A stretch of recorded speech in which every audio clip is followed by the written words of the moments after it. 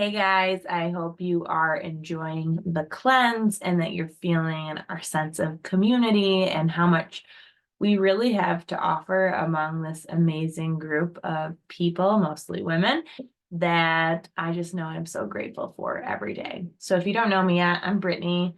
I've been a wellness advocate with doTERRA since 2019, massage therapist since 2013, and I've really been in the holistic realm since like 2011.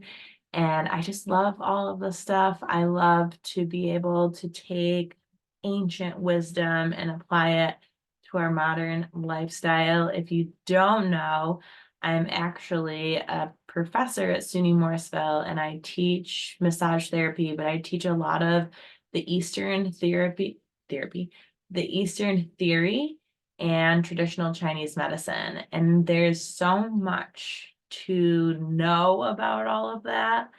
And it still just blows my mind, 10 plus years into it. And I'm learning new things all the time about it. But some of this ancient wisdom that we know of is a lot about the organs in our body and how the organs don't just like do and output certain tasks or fluids. There's actually an emotional connection with every organ. And there's something called the body clock. And throughout the day, each of the 12 organs have about 2 hours that they work at their peak.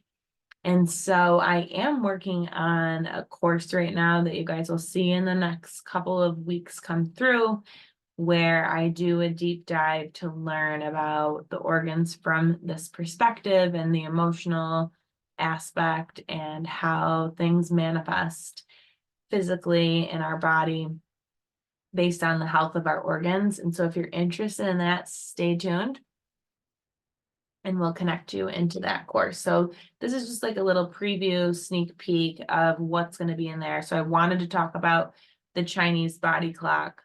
And if this is something you like to nerd out on, I just wanted to show you this book, Elements of Emotions by Desiree Delaunay.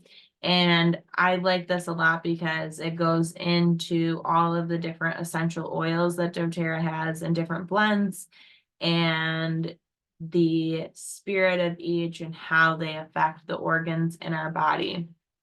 So if you don't know anything about Chinese medicine, that's totally okay.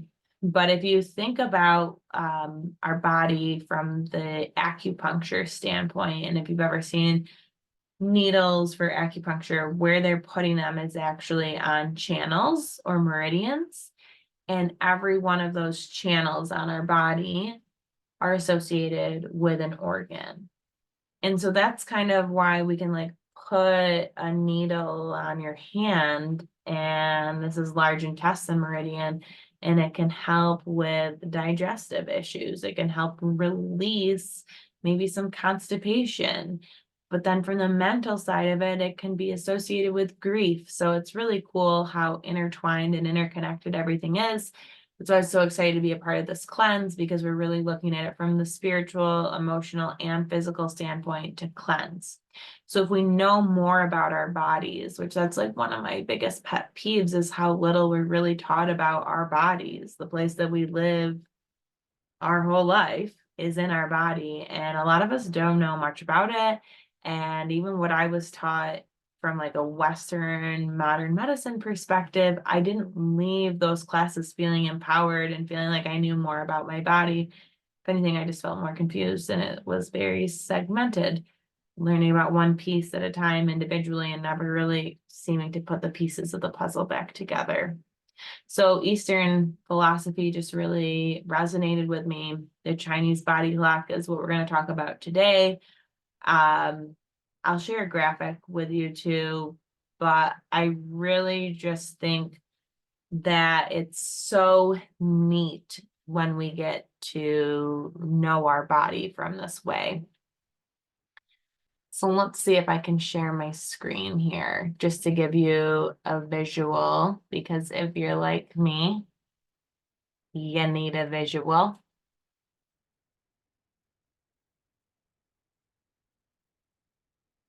Is that big enough? There we go.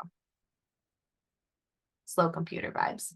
So let's just start with how we would traditionally start if we were living back in the day and really connected to the world around us. So that would be us waking up sometime between 3 and 5 a.m., right? Yeah, right. But maybe waking up around 5. And so from 3 to 5 a.m., we have the lung.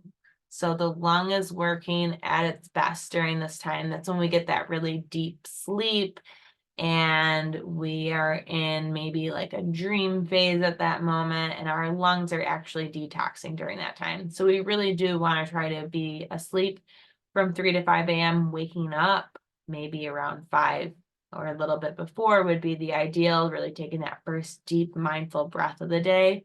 That's another thing. The best way to help restore your body and your organs is through what we eat, what we drink, and what we breathe.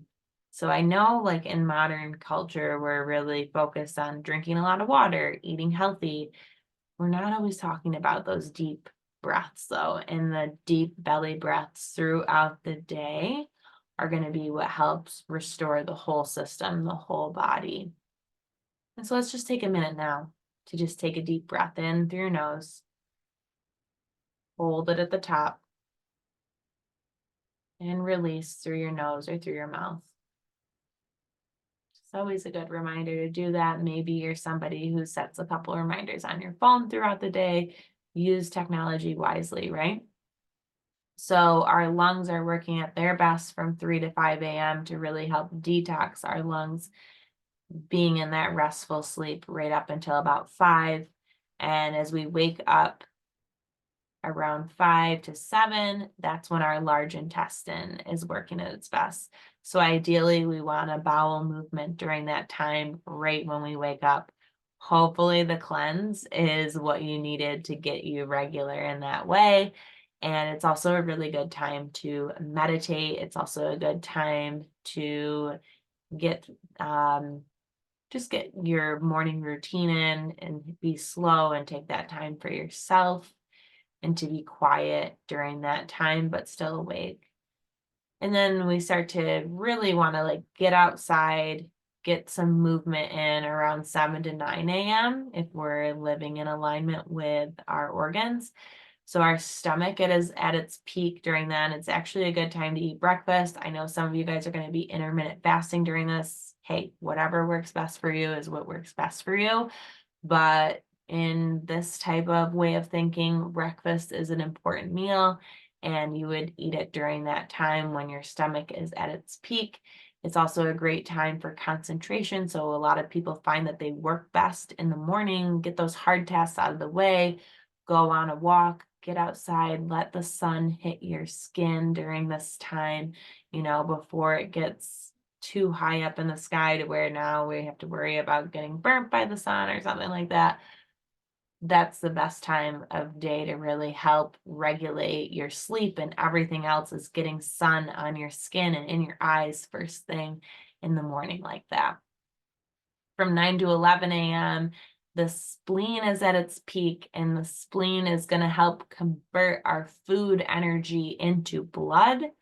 And it also is a good time to have like this clear thinking going on. So again, getting like work and mind consuming tasks out of the way first thing in the morning.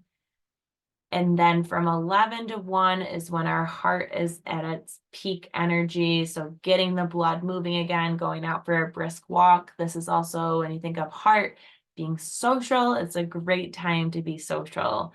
And going out to lunch with a friend, or, eating one of the biggest meals of the day is actually better to be done during this time.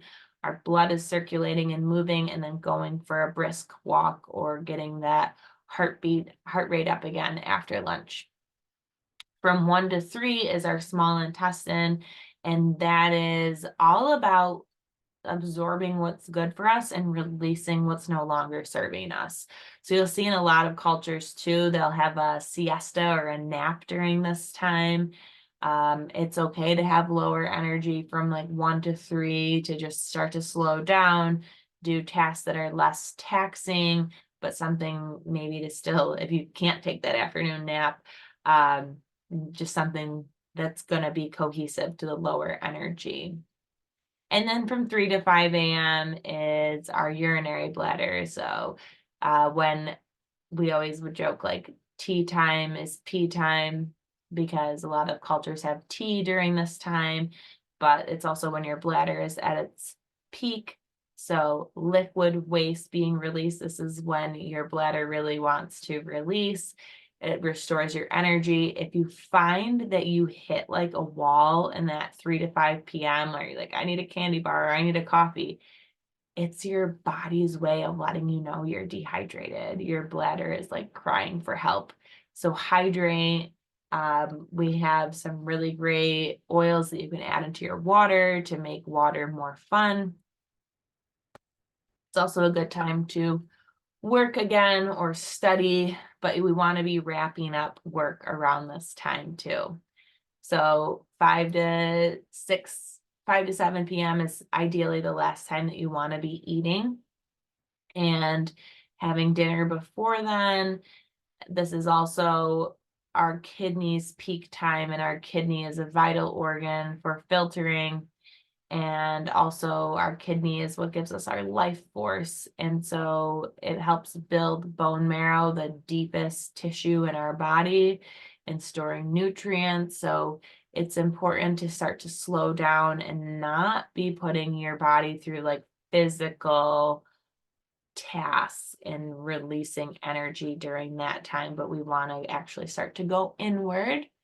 Pericardium is from 7 to 9 p.m. Pericardium is that tissue that surrounds the heart.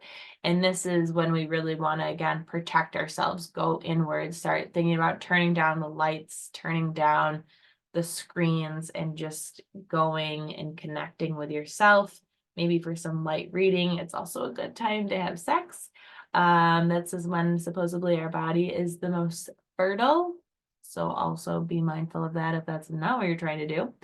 Or some sort of like self-love, pleasure, doesn't have to be sexual, but this is like when you want to really be protecting and taking care of yourself or your relationships during that time.